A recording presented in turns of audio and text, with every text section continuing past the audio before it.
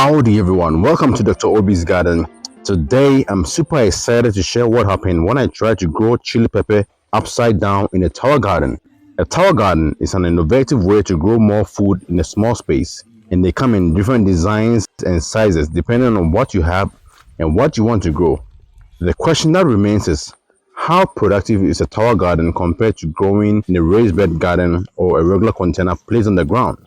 Stick around and let's find that out together in this video. Before I continue, take a moment to type yes in the comments if you like or grow crops in a tower garden. Alright, so I recently designed this tower garden to enable me to grow more chili pepper in a small space, and I was able to fit 3 plants in an area of land that was less than 1 square meter, as you can see. But does having 3 plants in a small space actually mean having 3 times more fruit? We shall find that answer shortly. If you want to know how I created this tower garden and planted the seedlings, check out the video linked down in the comment section or description box. To effectively compare the performance of the plants in the tower garden, I set up 3 containers on the ground and filled with the same soil mix and the same volume of soil. This was to eliminate any effect of the quantity of soil used and ensure that any differences were due to the way the plants were grown and not the soil. I then planted 1 pepper seedling in each container. Each container occupied the same space as the 3 plants in the tower garden. Aside the container garden, I was also curious to know how the tower garden compared to plants grown in a raised bed where there was more soil and plenty of room for root growth. This would also tell us if the volume of soil had any clear effect on the performance of the pepper plants, which is actually expected.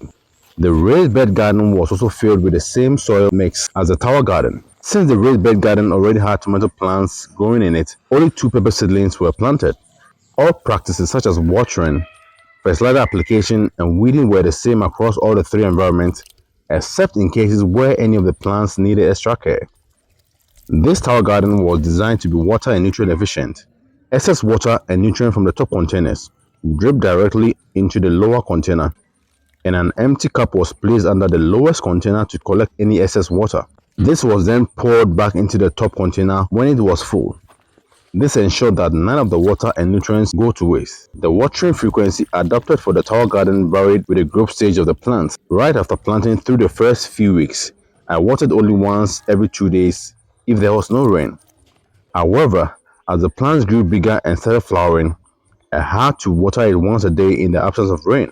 Since the container used for the tower garden was small, it could only hold a small volume of soil, which in turn could hold only a small volume of water. As such, as the plants grew even bigger and the fruit started developing, I realized that the once daily watering was not enough. I had to switch to watering twice daily. The same was done for the other container growing plants.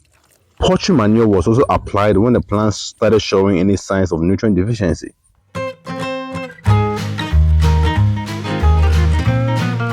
After about 70 days of growth, it was time to harvest the fruits and compare the yield. Let's check out the chili peppers from the tower garden first. All 3 plants are heavily laden with fruits of different maturity levels, as you can see. This is quite impressive considering the size of the containers used in the tower garden.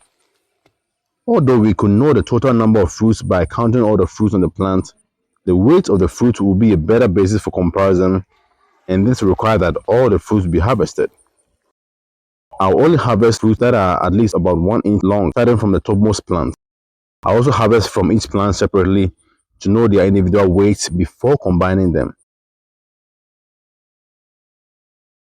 After harvesting all the big fruit, there were still small fruit, flowers and flower buds which will give rise to more fruit later. Therefore, our comparison will only be based on the first big harvest from the 3 systems. Time to count and weigh the fruit. I'll start with the fruit from the bottom plants of the tower garden. We got 24 fruits weighing 127 grams. The middle plant had 27 fruits with a weight of 102 grams. The topmost plant had 23 fruits weighing 110 grams. This gives the average number of fruits per plant of about 24 and an average weight of about 113 grams. Let's harvest the fruit from the regular containers placed on the ground.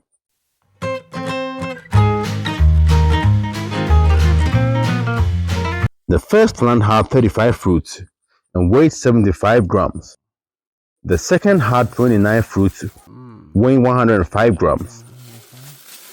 The last plant had only 10 fruits, which weighed 45 grams. This brings the average number of fruits per plant to about 24, and an average weight of 75 grams for the in-ground containers. This is surprising and exciting at the same time. The average number of fruit per plant was the same for the tower garden and in-ground containers, but the fruit from the tower garden weighed over 50% more. A possible explanation for the differences in weight was that the tower garden was more water and nutrient efficient than the containers placed on the ground. But before we conclude that the tower garden is the winner, let's check out the peppers grown in the raised bed garden. These were growing in more soil, and that could tell a different story. At first sight, the plants look bigger and appear to have more fruits than the container-grown plants or even the tower garden plants. This was expected. Let's harvest them to confirm and quantify the differences. The first plant had 54 fruit, weighing 155 grams, whereas the second plant had 51 fruits, weighing 128 grams. This gives an average number of fruits per plant of approximately 52 and an average weight of 141 grams. Both values are higher than the values obtained per plant for the tower garden. This means that the soil volume or container size used for the tower garden reduced the yield per plant. However, when all the methods are compared in terms of productivity per area, then the tower garden outperformed all the others. This is because the total number of fruits produced per unit area was 74 and weighed a total of 339 grams for the tower garden, whereas that of the in-ground containers were 24 and 75 grams respectively. Both the total number of fruits per plant and weight are indeed 3 times more than the values obtained for the container garden with similar soil volume. These differences can be clearly seen when the fruits are placed side by side as shown. On the other hand, compared to the raised bed garden, which had a mean fruit number of 52 and a weight of 141 grams, the tower garden had about twice as much fruit. Note that it may be possible to obtain similar values between the container garden and the raised bed garden if a bigger container with more soil was used. Now, it's clear from these calculations that the tower garden is indeed the king of productivity. If you want more pepper fruit in a small space, go for the tower garden. That is all for now, folks. Give this method a try and let me know what you think. You can share your experiences with tower gardens in the comments. Check out our other videos or see you in our next. Until then, it's adios.